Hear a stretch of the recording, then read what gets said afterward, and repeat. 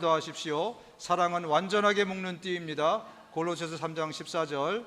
이 모든 것 위에 사랑을 더하십시오. 사랑은 완전하게 묶는 띠입니다. 골로새서 3장 14절 말씀. 아멘.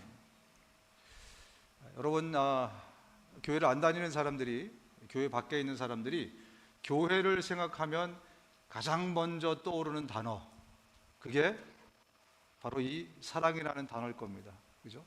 적어도 교회 다니는 사람, 예수 믿는다는 사람은 사랑이라는 단어, 그 단어를 프랙티스하고, 사랑이 많고 또 저기 들어가면 사랑을 경험할 수 있고, 그런 생각을 다 가질 것 같아요. 혹시 여러분 예수 믿기 전에, 교회 다니기 전에 어떻게 생각하셨어요? 제 말이 맞죠? 그죠? 그래서 우리가 한번 묻고 싶습니다. 과연 나에게, 우리 공동체 안에 사랑이 있는가? 사람들이 우리 공동체 안에 들어오면 바로 제일 처음 느끼는 게 사랑이라는 단어일까? 그런 생각을 좀 한번 해봅니다. 사랑이 없는 교회는 교회가 아니죠. 이거는 그냥 non-profit organization, 그냥 기독교 공동체, 기독교 공동체가 되게 많잖아요, 그죠? 만약에 사랑이 우리 교회 안에서 없다면 그것은 진짜 교회가 아니다. 이거를 우리가 좀 깊이 생각하고 오늘 설교를 좀 들었으면 좋겠습니다. 여러분, 우리가 다 동의하는 그런 거지만 뭐든지 말로 하고 하는 건 쉬워요. 또 마음으로 하는 건 쉽습니다. 그죠? 근데 제가 나이가 이렇게 들어가다 보니까 저도 이제 56세가 됐잖아요. 그죠? 나이가 들어가다 보니까 젊을 때부터 이걸 안 하니까 참 몸으로 하는 건 힘들다, 그런 생각이 듭니다. 말로 하고 마음으로 하고 이거는 너무 쉬웠어요. 근데 몸으로 운동하고 몸으로 선행을 실천하고 이렇게 하려고 하다 보니까 몸으로 하는 거는 정말 힘들구나, 그런 생각이 점점 들고 있습니다. 여러분, 우리 믿음 생활도 마찬가지라고 생각이 됩니다. 믿음 생활도 우리가 말로 하는 거 정말 쉽습니다. 마음으로 하는 거 너무 쉬워요. 근데 믿음 생활을 몸으로 하는 것은 그렇게 쉬운 일이 아닙니다. 우리가 젊을 때부터 믿음 생활을 하는 것을, 몸으로 하는 것을 좀 배웠었다라면 그랬으면 얼마나 좋았을까. 그래서 믿음이라는 것은 우리가 행위로 하는 것이다, 믿음이라는 것은 행동으로 하는 것이다, 이거를 진작부터 했었으면 얼마나 좋았을까. 근데 과거에부터 저부터 그렇게 배우고 그렇게 가르치고 해서 저는 마음으로 하면 다 되는 줄 알았어요. 왜냐하면 마음이 나라고 생각하니까, 이 마음이 나잖아요. 그죠? 그러니까 나는 마음으로, 나로, 전심으로 하나님을 찬양하고 전심으로 하나님께 감사드리고 그러면 그게 끝인 줄 알았어요. 왜냐하면 내가 했으니까, 왜냐하면 마음이 나라고 생각했으니까. 그런데 성경은 그렇게 말씀하고 있지 않더라고요. 우리의 신앙생활은 말로 하는 게 아니고 마음으로 하는 게 아니고 우리의 몸으로 하는 거더라고요. 아니, 총체적으로 모든 것을 다해서 하는 거더라고요. 우리가 하나님을 사랑할 때 어떻게 사랑하라고 하죠? 마음과 뜻과 정성을 다하고 또 뭘 다해야 되죠? 여기까지는 우리가 잘했어요. 목숨을 다하라고 하는데, 목숨을 다하라고 하는데 거기까지는 우리의 생각. 그런데 알고 보니까 하나님은 성경에 우리에게 믿음 생활을 목숨을 다해서 할 정도로 몸으로 해라, 입으로만 또 마음으로만 하는 게 아니고 우리의 몸으로 하는 것이다 라고 설명을 해주고 있어요. 우리가 이걸 진작 깨달았더라면 늙어서 고생 안 할 텐데, 그죠? 이걸 잘 깨닫지 못했던 것 같아요. 여러분, 우리가 늘 강조했지만, 지난 몇 주 동안 강조했지만, 정말 우리 주일에는 열심히 몸으로 한 것 같아요. 그죠? 주일날에는 그 피곤한 몸을 이끌고도 찬양대 쓰고, 또 찬양팀으로 여러 가지, 또 뒤에서 또 식당에서 여러 가지 것들로 우리가 봉사하고 했는데, 정작 하나님께서 우리에게 요구하시는 것은 믿음 생활을 거꾸로 돌리면 뭐죠? 생활, 믿음. 생활에서의 우리의 믿음 생활을 하나님이 요구하시는 거더라고요. 여러분, 주일이 어디서부터 유래가 됐죠? 우리 주일 예배가 주일이 안식일에서부터 시작이 됐어요. 안식일은 어떤 날입니까? 한 주간 동안에 정말 수고하고 애쓰고 그 다음에 주일날 안식일날 하나님의 품에 안에서 함께 봉사하고 헌신하고 하면서 안식하는 날이에요. 그죠? 네, 그 얘기는 뭐냐면 우리의 주중의 생활이 정말 예수님의 제자로서의 삶을 열심히 살다가 말씀에 순종하고 그 말씀을 따라하고 살다가 주일날 하나님의 품 안에서 우리가 함께 또 교제하고 헌신하고 봉사하고 예배하고, 이게 우리의 정상적인 삶인데 그동안 우리는 주일날만 굉장히 열심히 했던 것 같아요. 이제 하나님께서 우리의 눈을 열어주셔서 하나님이 진짜 뭘 원하시는지를 말씀을 통해서 우리에게 보여주셨으니 이제 우리의 삶이 주님께 예배가 되도록, 오늘 이 예배처럼 우리 일주일간의 삶이 하나님께 예배가 되는 그런 삶이 되도록 그렇게 살아야 되는 것이 마땅하다는 거죠. 이와 같이 믿음의 행함이 따르지 않으면 그 자체만으로는 죽은 것입니다. 이 얘기는 무슨 말입니까? 행하는 믿음이 아니고서는 믿음을 마음으로만 갖고 있으면 이것은 하나님 앞에 전혀 크레딧이 안 된다는 거예요. 믿음이라는 것은 우리의 마음으로 갖고 있지만 이것이 행함으로 표출되지 않으면 이것은 하나님 앞에 인정받는 믿음이 아니라 이것은 무슨 믿음이라고요? 그래서 죽은 믿음이다. 여러분, 믿음이 죽을 수 있다는 얘기를 하고 있는 거예요. 믿음은 죽을 수 있다.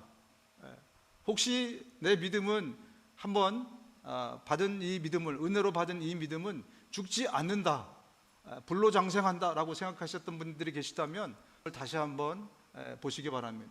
우리의 믿음은요 죽을 수 있어요. 우리는 저부터, 그죠? 고통받기 싫어하고 힘든 거 싫어하고 이게 다 우리의 갖고 있는 본성입니다. 근데 우리 육체가 고통받기 싫어하잖아요. 그러면 우리 육체는 die down 하게 돼 있어요. 우리 육체는 죽어가게 되어 있습니다. 여러분, 운동하는 것이 즐거운 분들도 계시지만 대부분 저를 포함해서 운동하는 게 힘들어요. 그죠? 그래서 안 해요. 고통스럽거든요. 어렵거든요. 힘들거든요. 그러니까 나는 게을러 그러고 그냥 말아버려요. 그럼 우리 육체는 어떻게 됩니까? 점점 die down 하고 있어요. 그죠? 그리고 결국 우리 육체는 건강할 때보다 더 빨리 문제가 생기고 죽게 될 것입니다. 여러분, 믿음도요, 우리가 이것을 행위로 옮기려고 그러면 고통이 따라요. 믿음도 마음으로만 갖고 있으면 그렇게 어렵지 않습니다. 그래서 나는 마음으로 주님을 사랑하고 마음으로 이웃을 사랑하고 마음으로 헌신하고 저는 죽겠습니다 마음으로 가슴이 뜨거워져서 막 폭발할 것 같고, 그런데 이것을 옮기려다 보니까 이게 힘든 거예요. 그래서 우리가 움직이는 믿음 생활이 아니고 그냥 마음으로 신앙생활을 합니다. 그러면 이 믿음이 어떻게 된다고요? die down 되는 거예요. 그래서 우리의 믿음이 나중에는 죽게 됩니다. 그까이 거 믿음이 구원받았는데 믿음이 죽으면 그러면 그래도 괜찮아 라고 생각하는 분들이 계실 것 같은데요. 여러분, 믿음의 문제는요, 믿음의 죽고 살고의 문제는 사실은 상급의 문제보다 더 중요한 구원의 문제라고 성경이 말씀해 주고 있어요. 우리 믿음이 좋으면은 막 상급을 많이 받고 막 이러니까 그까이 거 상급 안 받아도 돼 이런 생각을 하시는 분이 계실지 모르겠지만, 이 믿음의 문제는 직접적으로 상급의 문제가 아니고 이것은 구원의 문제라는 거예요. 그래서 심각한 겁니다. 우리의 믿음이 죽으면 안 돼야 되는 가장 중요한 이유는 우리의 구원이 죽으면 안 되기 때문에 그 말씀을 하고 있는 겁니다. 말씀을 한번 보실까요? 우리 베드로전서 1장 5절입니다. 같이 한번 읽어보겠습니다. 시작. 하나님께서는 여러분의 믿음을 보시고 그의 능력으로 여러분을 보호해 주시며 마지막 때에 나타나기로 되어 있는 구원을 얻게 해 주십니다. 믿음은 구원하고 직결된 거예요. 구원하고 연결이 된 겁니다. 그렇기 때문에 믿음이 살아서 이 믿음이 활동해서 이것이 성숙하고 성장해서 열매 맺는 것이 중요한 거예요. 그렇지 않고 믿음이 죽어버리면, 믿음이 없어져 버리면 우리 구원의 문제에 걸리게 된다는 거죠. 또 한 구절이 더 있습니다. 야고보서 2장 14절입니다. 나의 형제자매 여러분, 누가 믿음이 있다고 말하면서도 행함이 없으면 무슨 소용이 있겠습니까? 그런 믿음이 그를 구원할 수 있겠습니까? 믿음이 죽으면 그를 구원할 수 있겠냐는 거예요. 그 믿음으로 구원을 받았는데 그 믿음을 우리가 죽여놓게 되면 그러면 우리가 구원의 문제에 심각한 지장이 생긴다라고 말씀하고 있습니다. 여러분, 우리는 묵상하는 거 되게 좋아해요. 하나님의 말씀을 묵상할 때, 그죠? 큐티하고 묵상하고 할 때 우리의 가슴이 뜨거워지고 새로운 것을 깨닫게 되고 또 마음으로 뉘우치고 회개하게 되고, 그런데 그 묵상했던 말씀의 결과가 삶으로 이어지지 않을 때는 우리의 믿음이 자라지 않아요. 죽어버린다는 거예요. 지난주에도 우리가 회개에 대해서 제대로 배우지 않았습니까? 단지 뉘우침이 아니다.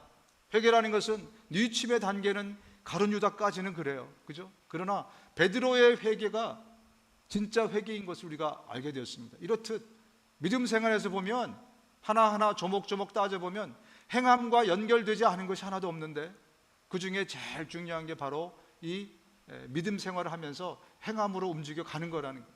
하나님의 말씀을 순종하고 또 이것을 이 몸으로 만들어내는 것을 순종해내는 그것이 우리 삶에 굉장히 필요하다는 거죠. 오늘 우리는 아주 중요한 한 토픽을 다루게 될 것입니다. 하나님께서 우리에게 이것은 반드시 행하라는, 이것은 행하지 않으면 정말 우리의 영적 생활에 엄청난 지장이 생길 거라는 그 명령이자 또 주의 메시지를 오늘 좀 저희가 받기 원합니다. 우리 본문으로 들어가서 사람들이 가야바의 집에서 총독 관저로 예수를 끌고 갔다. 때는 이른 아침이었다. 그들은 몸을 더럽히지 않고 유월절 음식을 먹기 위하여 관저 안에는 들어가지 않았다. 빌라도가 그들에게 나와서 당신들은 이 사람을 무슨 일로 고발하는 거요? 하고 물었다. 그들이 빌라도에게 대답하였다. 이 사람이 악한 일을 하는 사람이 아니라면 우리가 총독님께 넘기지 않을 것입니다. 지금 밤새 예수님이 신문과 어떤 고문을 당한 다음에 지금 빌라도에게 넘겨졌습니다. 그래서 빌라도의 관저로 끌려가셨어요. 그런데 한 가지 특이한 점이 오늘 본문에 발견이 됩니다. 그게 뭐냐면 예수님을 끌고 간 유대인들이 관저 안으로 들어가지 않아요. 그리고 대문에 서서 누굴 기다리냐면 빌라도를 기다립니다. 그리고 빌라도가 예수님을 데리고 안으로 들어가는 거죠. 여러분, 이것은 굉장히 특이한 사건입니다. 지금 이 유대 땅에서 신분이 가장 높은 사람이 누구냐면 로마 총독인 빌라도예요. 우리 옛날에 일제 식민 치하에서 못 봤던 사람 그러면 조선 총독부의 총독 아니겠습니까? 그죠?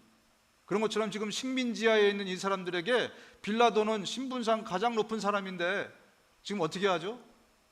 보통 때 같으면 자기들이 안으로 데려왔을 텐데 이날은 빌라도가 예수님을 모시고 들어가는 그런 일이 벌어졌다는 굉장히 특이한 일을 묘사하고 있어요. 왜 이런 일이 일어났는가? 유월절 때문에 그렇습니다. 유월절. 지금 이 예수님을 끌고 온 유대인들은 자기들이 저 관저 안에 들어가면 자기들의 몸이 더럽혀져서 오늘 밤에 있는 유월절 어린 양의 음식을 먹지 못한다고 생각하기 때문에 그래요. 그리고 이것이 얼마나 그들에게 정말 대단한 결기, 대단한 결심, 어떤 대단한 신앙이면 빌라도도 이를 용인하고 있는 겁니다. 여러분, 이 유월절이라는 것은요, 이 당시에는 다른 어떤 절기보다도 그들에게 굉장히 중요한 절기였어요. 왜냐하면 유월절은 그들이 이집트로부터 그들의 조상이 해방된 날을 기념하는 날이기 때문에 그래요. 지금 누구의 식민 치하에 있다고 해도 또다시 로마의 식민 치하에 있어요. 그렇기 때문에 그들은 간절히 독립을 받았습니다. 간절히 메시아를 기다렸고, 그래서 그런 의미에서 유월절은 다른 어떤 절기보다도 독립을 기념하기 때문에 가장 중요하고 성스럽게 여겼습니다. 이것을 빌라도가 용인을 해준 거죠. 여러분, 이 유월이라는 단어는 영어로 Passover이라는 뜻입니다. 지나쳤다는 거예요. 지나갔다. 하나님께서 이 바로에게 또 이집트 백성에게 명령을 하십니다. 나의 백성 이스라엘 사람들을 지금 다 해방시켜라, 내보내라. 그랬는데 바로가 이 명령을 듣지 않습니다. 그래서 하나님이 10가지의 재앙을 내리시잖아요. 그 중에 맨 마지막에 10번째 재앙이 가장 혹독하고 가장 무서운 재앙이었습니다. 하나님께서 모세를 통해서 그들에게 말씀하시기를 너희들이 어린 양을 잡아라. 그리고 그 어린 양의 피를 문설주하고 문지방에 발라라. 그러면 죽음의 사자가 패스오버 할 것이다. 유월할 것이다. 이렇게 말씀하셨어요. 약속하셨어요. 그래서 이 약속을 믿음으로 받은 사람들은요, 거기에다가 다 문지방에다가 어린 양을 잡아가지고 피를 발랐겠죠. 그죠? 근데 어떤 사람들은 어떻게 했겠습니까? 그게 무슨 이성적으로 용납이 안 된 소리를 하고 계셔. 예? 그 멀쩡한 대문에다가 피를 붙여놓으면 그게 어떻게 사람이 살아? 뭐 하여튼 여러 가지 이유로 유대인이든 이집트 사람이든 하나님의 약속의 말씀을 믿음으로 받지 않은 사람들은 전부 다 그날 밤에 장자들이 죽었어요. 특히 이집트에 있는 굉장히 많은 장자들이 죽었습니다. 한번 생각을 해보면 당시에는 이렇게 따로따로 살지 않고 한 가문, 한 민족들이 함께 다 살지 않았겠습니까? 그죠? 그런데 갑자기 유월절 그날 밤에 큰 할아버지가 죽어요. 그 다음에 큰 아버지가 죽어요. 그 다음에 큰 집에 큰 형이 죽고, 둘째 집, 셋째 집에 장남들 아침에 그냥 죽습니다. 거기다가 뿐만 아니라 모든 짐승의 마지도 다 죽었다 그래요. 그러니까 완전 줄초상에다가요, 완전히 지금 정말 죽음의 나라가 돼버린 거예요. 엄청난 일이 벌어졌습니다. 그게 유월절인데 그 가운데서 믿음을 가지고 하나님이 말씀하신 바를 이성으로나 마음으로나 생각으로나 도저히 용납도 이해도 안 되지만 그렇게 순종했던 사람의 가정은 다 장자들이 살아났어요. 이것을 기념한 날이 유월절입니다. 하나님은 이 유월절을 대대로 기억하라고 말씀합니다. 여러분은 이 일을 여러분과 여러분의 자손이 지킬 규례로 삼아서 영원히 지키게 하십시오. 여러분, 왜 하나님이 이 유월절을 대대로 지키라고 말씀하셨을까요? 하나님이 베풀어 주신 은혜가 너무 위대하고 크고 막대하기 때문에? 네, 물론 또 중요한 이유입니다. 그런데 더 중요한 이유가 있었어요. 그것은 뭐냐면 그들은 지금 장자들의 목숨을 어떻게 구했죠? 어린 양의 피를 잡아서 그 피를 문지방에 발랐기 때문에 구원을 얻은 것입니다. 이제 참 어린 양 대신 예수 그리스도 메시아가 이 땅에 올 것이기 때문에 너희들은 이 예수님의 그림자를 가지고, 어린 양을 가지고 피를 바르면서 이제 십자가에서 피 흘려서 너희들을 위해서 피 흘려 주실 그 진짜 참 어린 양을 기다려라. 그 의미로 하나님께서는 이스라엘 백성들에게 대대로 유월절을 지켜라, 이렇게 말씀하신 것입니다.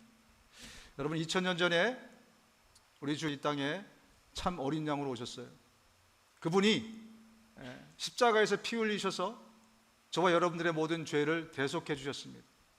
그래서 누구든지 주님이 말씀하시기를 누구든지 살아서 나를 믿는 사람은 영원히 죽지 않을 것이다, 이렇게 말씀하신 예수님께서 그 피를 우리 마음의 문에 바른 사람은 죽음의 사자가 들어오지 않고 우리를 지나서 패스오버해서 우리가 영원히 살게 될 것이라고 약속하셨습니다. 어떤 사람들은 이 얘기를 듣고 너무 황당무계한 소리 아니냐, 2000년 전에 일어난 사건이 오늘도 어떻게 이펙티브 하겠느냐, 또 그게 무슨 우리에게 눈에 보이지도 않는데 과학적으로 이성적으로 용납이 안 되는 그런 얘기를 하느냐, 그렇게 하면서 예수 그리스도의 피를 믿음으로 바르지 않은 사람은 틀림없이 그날에 죽음의 사자가 그를 죽음으로 이르게 할 것입니다. 혹시 여러분 가운데 아직도 내 마음의 문에 예수 그리스도의 피를 바르지 못한 사람들이 있다면, 여러분, 이것이 황당무계한 소리 같고 이것이 과학적이지 않고 이성적이지 않다고 생각하는 그 마음을 내려놓고 믿음으로 하나님의 약속을, 하나님께서 하신 그 말씀을 믿어보십시오. 그러면 죽음의 사자가 패스오버 할 겁니다.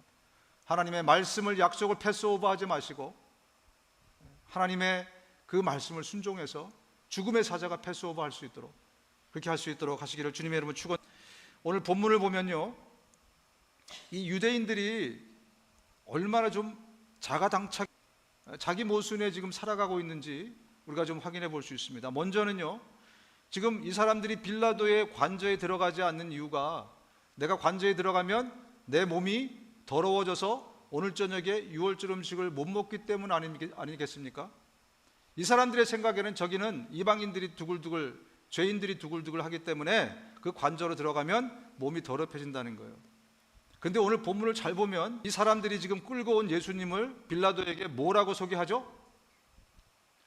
악한 일을 하는 사람이래요. 저 사람들의 주장대로라면 누가 더 악한 사람입니까? 저 관저 안에 있는 멀쩡한 이방인들입니까? 아니면 예수입니까? 그들 생각에는, 그들의 주장대로라면 예수님이 훨씬 더 악당이에요. 그런데 정작 예수님은 그들이 붙들고 있어요. 지난 밤부터 예수님을 붙잡아가지고 함께 있단 말입니다. 악인과 함께. 얼마나 이게 자기 모순적인 그러한 생각입니까? 여러분, 율법을 따르는 사람들을 보면 철저하게 율법을 따릅니다. 그 다음에 율법에는 오류가 없어요. 그죠? 율법이 뭐가 틀렸습니까? 틀리지 않았죠. 그런데 율법을 충실하게 따르는 사람들이 이렇게 장착하는 모습들, 자기 모순에 빠지는 사람들을 꽤 볼 수 있습니다.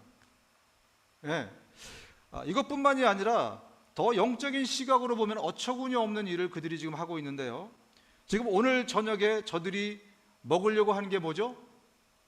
어린 양입니다. 그죠?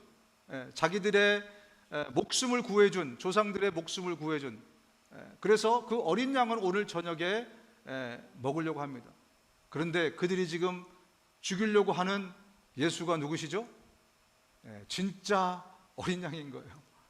예수님의 그림자를 저들이 먹으려고, 율법에 따라서 그렇게 하려고 하다가 뭡니까? 진짜 참 어린 양이신 구세주인 예수를 그들이 지금 죽이려고 하는 거예요. 그리고 결국 죽였습니다. 얼마나 모순된 일들을 그들이 하고 있습니다. 그들에게 한번 물어보십시오. 너희들이 율법을 지켰냐? 당연하지. 우리는 율법에 따라서 철저하게 이렇게 했어.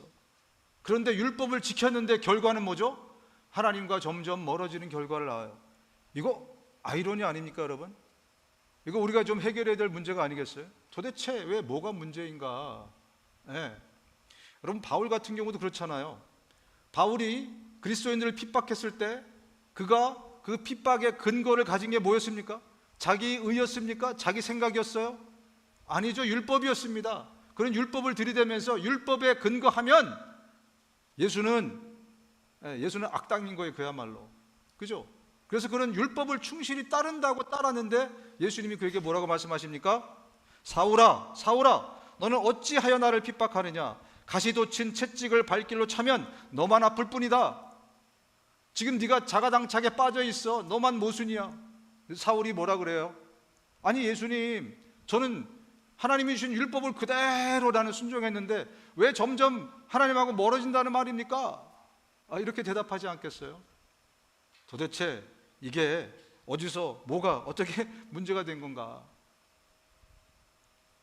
우리 가끔씩 믿음 좋은 사람들이라는 분들을 만나잖아요. 근데 그분들이 우리에게 말씀을 해주실 때, 조언을 주거나 충고를 주거나 어떤 일을 할 때 그 얘기를 들으면 틀린 얘기 하나도 없습니다. 그리고 꼭 성경 가지고 우리한테 얘기를 해요. 이래서 자매가, 형제가 이래서 뭐가 틀렸어.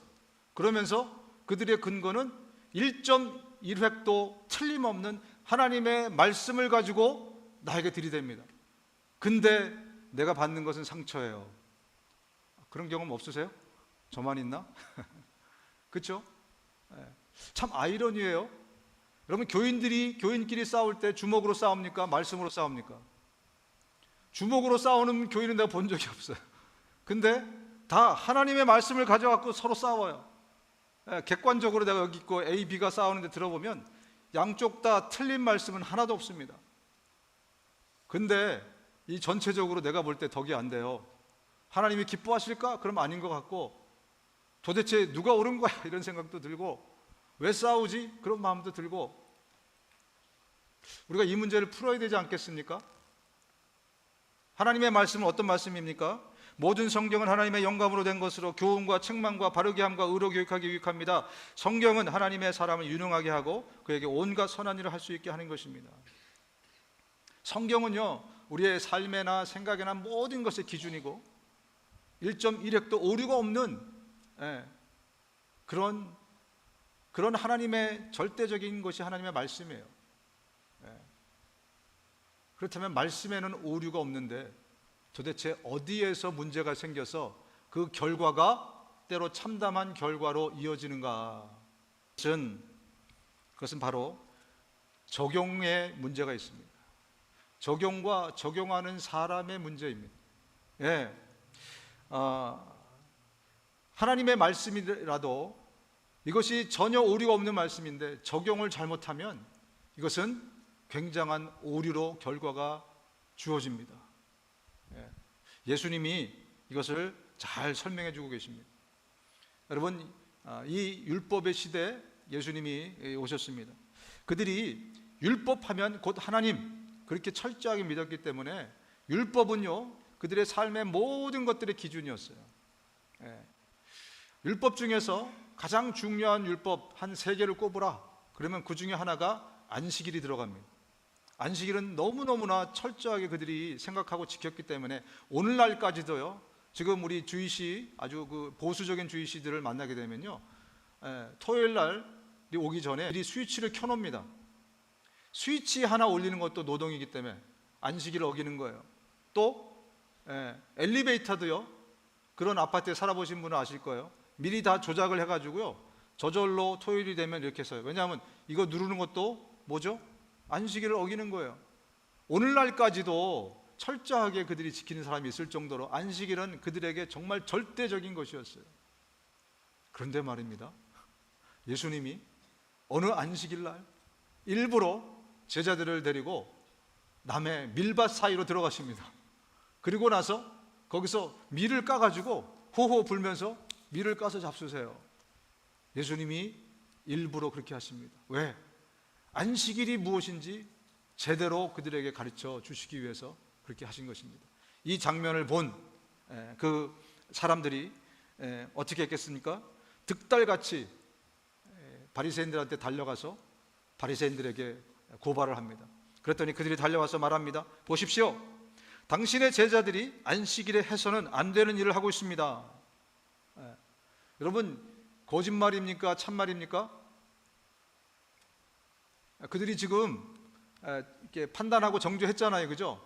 근데 이게 옳습니까? 그렇습니까? 그 판단 자체가 안식일에 해서는 안 되는 일을 지금 하고 그들이 있어요, 그죠? 안식일에 그것도 남의 밭에 가가지고 도둑질 거의 비슷한 거잖아요, 그죠? 그리고 노동을 합니다. 비빕니다, 그죠? 그리고 남의 것을 먹고, 이것은 율법으로 봤을 때 사형감은 아니더라도 이것은 율법을 어긴 거고 엄청난 안식일법을 지금 어긴 거기 때문에 엄청난 중죄를 지금 지으신 겁니다. 그랬더니 예수님이 그들에게 율법을 가지고는 도저히 풀 수 없는 그런 문제를 그들에게 던지십니다. 뭐라고 그 다음 절에 말씀하시냐면, 예수께서 그들에게 말씀하셨다. 자, 같이 한번 읽겠습니다. 시작. 다윗과 그 일행이 굶주렸을 때에 다윗이 어떻게 했는지를 너희는 읽어보지 못하였느냐? 다윗이 하나님의 집에 들어가서 제단에 차려놓은 빵을 먹지 않았느냐? 그것은 오직 제사장들 밖에는 자기도 그 일행도 먹어서는 안 되는 것이었는데 말이다. 또 안식일에 성전에서 제사장들이 안식일을 범해도 그것이 죄가 되지 않는다는 것을 율법책에서 읽어보지 못하였느냐? 자, 니네들, 내가 2가지 질문을 던질 텐데 나한테 해명을 한번 해봐. 너희들이 그렇게 율법을 잘 알고 율법을 철저하게 지키는 사람들이지, 나를 한번 이해시켜봐. 첫 번째, 다윗이 이 사무엘상에 나오는 그 에피소드죠, 그죠? 다윗이 사울을 피해서 도망갔다가 먹을 게 없어가지고 전에 장막에 들어가가지고 진설병을 달라 그래서 먹습니다. 진설병은 제사장들만 먹는 음식인데 그것을 자기도 먹고 부하들한테 줬으니까 지금 안식일법도 어긴 거고 엄청난 죄를 범한 거 아니냐? 그런데 왜 너희들 다윗을 성군이라고 이야기하고 다윗을 좋은 왕이라고 그렇게 떠받들고 존경하고 그러고 있느냐? 그거 한번 해명해봐. 또 하나 문제는 뭐냐면, 지금 제사장들은 안식일 날 열심히 노동하잖아요, 그죠? 안식일 날 제사 드리려면 누가 그걸 갖다가 다 저 불에 태우고 합니까? 제사장이 하는 거잖아요. 제사장은 안식일을 범하는데, 그럼 율법 범했는데 중죄에 처해야지 왜 가만히 내버려둬? 나한테 지금 한번 설명해봐. 이렇게 얘기하신 거예요. 자, 여러분들에게도 똑같은 질문을 제가 드려봅니다. 율법은 오류가 없는데 레위기 이렇게 써 있죠. 이 제물은 아론과 그의 아들들의 몫이다. 이것은 주에게 살라 바치는 제물 가운데서도 가장 거룩한 것인 것만큼 그들은 이것을 거룩한 곳에서 먹어야 한다. 이것은 그들이 길이 지켜야 할 규례이다. 우리는 분명히 압니다. 다윗이 지금 진설병을 먹은 것은 이 구절에 의하면, 이 율법에 의하면 죄입니까 아닙니까? 이럴 때 꼭 피해 가시려고. 죄입니까 아닙니까? 율법에 의하면 다윗은 죄인이에요. 지금 죄를 졌습니다. 그래서 정죄받아야 마땅하고 저주를 받아야 마땅한 그런 사람입니다. 자, 그런데 왜 저주를 받지 않았을까? 율법이 변한 것일까? 예수님이 그 다음 구절부터 이것에 대한 정답을 가르쳐 주십니다. 예수님이 뭐라고 말씀을 이어서 하시냐면, 나는 자비를 원하고 제사를 원하지 않는다 하신 말씀이 무슨 뜻인지 알았다면 너희가 죄 없는 사람들을 정죄하지 않았을 것이다. 인자는 안식일의 주인이다. 무슨 얘기를 하냐면, 너희들이 호세아서 6장 6절의 말씀, 나는 자비를 원하고 제사를 원하지 않는다, 이 말씀을 제대로 이해했더라면 너희들이 지금처럼 너 잘못했어, 너 율법에 따르면 죄졌어 라고 그렇게 정죄하지 않았을 것이다 라고 말씀하신 거예요. 이 호세아서 6장 6절이 여기서 내가 자비를 원한다고 했는데 그 자비가 무엇인지를 구체적으로 또 말씀해 주고 있습니다. 호세아서 6장 6절 짧으니까 같이 한번 읽어보겠습니다. 시작. 내가 바라는 것은 변함없는 사랑이지 제사가 아니다. 호세아서 6장 6절을 찾아보면 바로 이렇게 나와 있습니다. 그래서 하나님이 원하시는 것은요, 사랑이라는 거예요. 하나님이 원하시는 것은 사랑의 법이라는 거예요. 율법보다 더 큰 법은, 하나님이 율법을 제정하지 않으셨습니까? 그런데 그 율법을 제정하신 하나님이 다른 법을 주셨는데, 또 하나의 법을 주셨는데 그보다 더 큰 법, 사랑의 법을 주셨다는 거예요. 그래서 성경에 이렇게 계속 말씀하고 있습니다. 서로 사랑하는 것 외에는 아무에게도 빚을 지지 마십시오. 남을 사랑하는 사람은 율법을 다 이루는 것입니다. 이게 지금 어떤 성경학자의, 신학자의 말입니까? 철학자의 말씀입니까? 누구의 의견입니까? 바로 성경에 있는 하나님의 말씀입니다. 뭐라고요? 남을 사랑하는 사람은 율법을 다 이뤘대요. 613개로 정리해 놓은 그 어마어마한, 지키기 힘들고 어려운 그 율법을 다 완성하는 비결은 바로 그보다 더 큰 법인 사랑의 법을 지키면 율법을 다 이룬 것이 된다는 거예요. 그럼 미분적분을 풀면 산수는 저절로 풀리는 거죠. 미분적분을 풀면 산수는 그냥 풀어지는 거예요. 그죠? 사랑의 법을 우리가 따라 그 법을 지켜내게 되면, 그 법을 삶으로 이어가게 되면 율법을 다 이룬 것이다. 이게 너무 엄청나서 자칫 이해가 안 갈 수도 있어요. 율법은 정말 어마어마한 법이라고 했는데, 이 사랑의 법, 별것 같지도 않은 이 법이 율법 위에 있다? 이걸 하면 율법을 완성한다? 그러니까 우리에게 큰 충격으로 다가올 수도 있습니다. 그런데 예수님이 이렇게 말씀하십니다. 예수님의 말씀이므로 같이 한번 읽어보겠습니다. 요한복음 13장 34절 시작. 이제 나는 너희에게 새 계명을 준다. 서로 사랑하여라. 내가 너희를 사랑한 것 같이 너희도 서로 사랑하여라. 여러분, 여기서 말하는 헌 계명은 무슨 계명일까요? 무엇일까요? 율법이죠. 율법. 율법의 베이스 위에서 이제 내가 새 계명을 주는데, 이 새 계명을 들이 받아서 새 계명을 지키라는 거예요. 그러면 어떤 것이 더 상위법입니까? 뭐가 하위법입니까? 사랑이 율법보다 상위법이라는 거예요. 사랑의 법이. 예. 이것은 우리에게 굉장한 충격이 됩니다. 새 계명으로 예수님이 우리에게 율법의 상위법인 사랑의 법을 주셨다는 겁니다. 여러분, 세상에는 법보다도 정확한 게 없어요. 그래서 싸우다가 마지막에 서로 뭐라 그러죠? 야, 우리 뭐대로 하자? 법대로 하자. 그죠? 뭐 경험도 뭐 무슨 전통 관례 이런 거 다 필요 없어요. 법에 명시되어 있으면 이기는 거예요. 그죠? 그 정도로 법은 정확합니다. 기준입니다. 그런데 문제는 이 누구든지 법에 의해서만 법대로 하는 사람에게 빠지게 돼 있어요. 그것이 율법이든 그것이 헌법이든 그것이 무슨 법이든. 여러분, 헌법이 그렇게 완벽한 법이면 판례법이 훨씬 많거든요. 그죠? 예.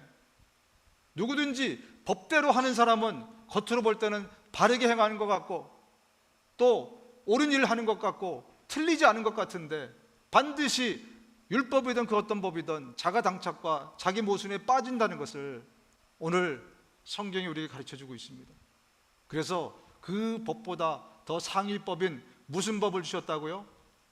사랑의 법을 주신 거예요. 그래서 성경이 말씀합니다. 사랑은 이웃에게 해를 입히지 않습니다. 그러므로 사랑은 율법의 완성입니다. 이건 권태산 목사의 말이 아니잖아요. 율법의 완성은 뭐라고요? 사랑이라고요. 여러분, 우리는 지금 율법이 이 세상에서 없어졌다고 믿지 않습니다.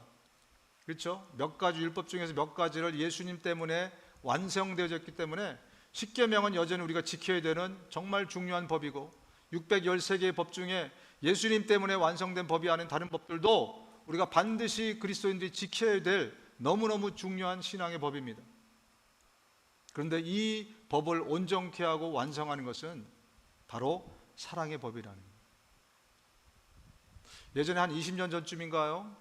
스티븐 코비라는 사람이 쓴 그 성공하는 사람의 7가지 습관이라는 책을 아마 대부분 다 읽어보셨을 거예요. 당시에는 청년 사역을 열심히 하고 있었기 때문에 하여튼 뭐 별의별 책을 제가 열심히 다 봤습니다. 근데 아직도 기억나는 그 책의 첫 번째 에피소드가 있어요. 스티븐 코비라는 사람이 지하철을 탔는데 애들 2명이 완전 지하철을 막 왔다 갔다 하면 난장판을 피우는 거예요. 여기 갔다 저기 갔다 막 소리도 지르고 막. 그래서 아마 이 스티븐 코비가 좀 짜증이 났던 것 같아요. 그래서 계속 이렇게 보다가 안 되겠어서 그 아빠가 있더래요. 아빠한테 가가지고 얘기를 했답니다. 아니, 지금 당신 애들이 좀 이렇게 지하철에서 난장판을 피우는데 이거 이렇게 두면 안 되는 거 아니냐, 그죠? 가정교육 어떻게 하는 거냐, 뭐 이런 식으로 아마 얘기한 것 같아요. 그랬더니 이 남자가 뭐라고 얘기했냐면, 정말 죄송합니다. 그런데 몇 시간 전에 쟤네 엄마가 죽었어요. 쟤들이 지금 엄마의 임종 장면을 보고 나와서 쟤들도 지금 어떻게 해야 될지를 모르는 것 같아서 저렇게 하는 것 같습니다. 그 얘기를 딱 듣고 얼마나 스티븐 코비가 미안했겠어요. 그죠? 스티븐 코비가 얘기한 게 잘못된 겁니까? 저렇게 난장판을 치우고 막 저렇게 막 어지럽히고, 그런 가정교육이 분명히 잘못된 거죠. 그죠? 그렇게 판단하고 정죄할 수 있습니다. 그런데 사정을 알고 보니 너무너무 자기가 쉐임을 느끼는 거죠. 그죠? 여러분, 율법이 말씀이 문제가 아닙니다. 적용하는 사람이 적용하는 것이 문제인 것이죠. 여기에 사랑의 법이 더해지지 않으면 내가 아무리 옳고 내가 아무리 바르더라도 그것은 그때는 정답이 될 수 없습니다. 그것이 하나님의 말씀일지라도. 하나님의 말씀을 가지고 서로 싸우는 사람들이 얼마나 많이 있습니까? 거기에 사랑의 법이 더해지지 않으면 하나님의 말씀이 그들에게 들어갈 수 없어요. 하나님의 말씀으로 우리가 이 놀라운 사랑의 법을 이제부터 정말 훈련해 나가야 됩니다. 네, 사랑하는 법을 정말 한 단계 한 단계씩 예수님의 사랑을 흉내내면서 이미테이트하면서 그 십자가의 사랑, 하나님의 사랑을 이미테이트 하면서 우리가 훈련해 나가야 돼요. 단지 마음으로만 내가 저 이웃을 사랑해요, 이제 이 단계를 끝내셔야 됩니다. 말로만 내가 누구를 사랑합니다, 이 단계를 이제는 우리가 탈피해야 됩니다. 그래서 우리의 삶으로 몸을 움직여서 사랑하는 훈련을 우리가 시작해야 됩니다. 그래서 많은 사람들이 우리 교회, 우리 공동체를 볼 때, 생각할 때, 여기 와서 느낄 때 사랑이라는 단어가 느껴질 수 있도록, 그래야 참된 교회가 되고 참된 공동체가 되고 그 다음에 사역이 있는 겁니다. 사랑이 없는 사역은 아무것도 아니다, 울리는 꽹과리와 같다고 말씀하고 있습니다. 우리 사랑장의 긴 말씀을 같이 한번 읽어보겠습니다. 시작. 내가 사람의 모든 말과 천사의 말을 할지라도 내게 사랑이 없으면 울리는 징이나 요란한 꽹과리가 될 뿐입니다. 내가 예언하는 능력을 가지고 있을지라도, 내가 모든 비밀과 모든 지식을 가지고 있을지라도, 또 산을 옮길 만한 모든 믿음을 가지고 있을지라도 사랑이 없으면 아무것도 아닙니다. 내가 내 모든 소유를 나누어 줄지라도, 내가 자랑 삼아 내 몸을 넘겨줄지라도 사랑이 없으면 내게는 아무런 이로움이 없습니다. 사랑이 없으면 우리가 그렇게 애쓰고 수고하고 땀 흘렸던 모든 것들이 nothing, 아무것도 아니게 된다는 말씀을 하나님이 하고 계십니다. 여러분, 이 샘플을 하나님이 먼저 보여주셨어요. 율법을 주신 분이 하나님이십니다. 그리고 이 율법을 온전케 하기 위해서 예수의 사랑을, 십자가의 사랑을, 그 십자가를 통해서 우리에게 보여주셨어요. 그래서 이것을 온전케 하신 분이 바로 우리 하나님이십니다. 저와 여러분들은 그래서 하나님처럼 우리의 삶의 말씀과 율법과 더불어서 사랑을 더해서 이것들이 온전케 되도록, 그래서 마지막으로 이 말씀을 하십니다. 이 모든 것 위에 사랑을 더하십시오. 사랑은 완전하게 묶는 띠입니다. 우리가 아까 하가한 말씀입니다. 사랑이 없는 공동체는 하나님의 공동체가 아닙니다.